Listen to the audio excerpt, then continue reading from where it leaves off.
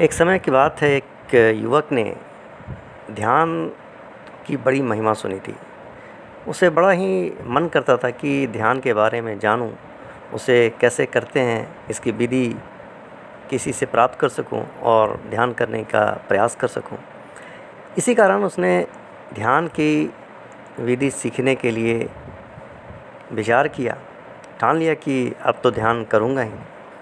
ध्यान की विधि सीखने की इच्छा से वह एक सन्यासी के पास पहुंच गया और उनसे कहा कि गुरुजी, मुझे ध्यान करना सिखा दो।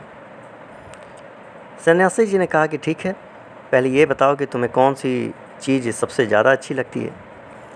तो उस युवक ने बोला कि मुझे गाय और चिड़ियाँ दोनों ही अच्छे लगते हैं। इस पर सन्यासी जी ने कहा कि ठीक है, इनमें से एक को चुन लो।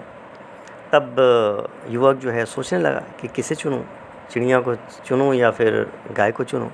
काफ़ी देर हो गई, कुछ निदान ना निकाल पाया। तब सन्यासी जी ने कहा कि आप जो है गाय का ध्यान करना शुरू कर दो। युवक घर गया, रोज़ ध्यान करने का अभ्यास करने लगा, प्रयास करने लगा, लेकिन समस्या हो गई उसके साथ। वह जितना भी गाय का ध्यान करने का प्रयास करता, उतना ही नहीं होता। बार बार उसे उस चिड़िया का ही ध्यान आने लगा।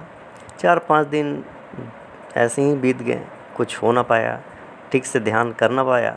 जब भी ध्यान करने बैठता, उसे चिड़िया ही ध्यान में आने लगता, गाय का तो कुछ स्मरण ही नहीं रहता।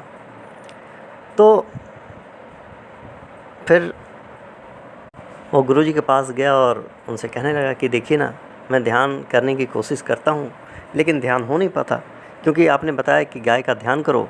जब भी मैं गाय का ध्यान करने बैठता हूँ, मुझे चिड़िया का ध्यान आने लगता है।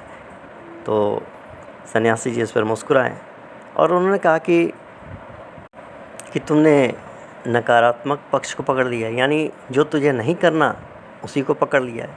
अगर गाय का ध्यान करना है तो इस बात को पकड़ लेना चाहिए, गार्ड बांध लेनी चाहिए, तभी तो गाय का ध्यान करता। लेकिन आपने जो है चिड़िया का ध्यान नहीं करना है, इस बात को पकड़ लिया है, इसलिए केवल वही आपके ध्यान में आता है।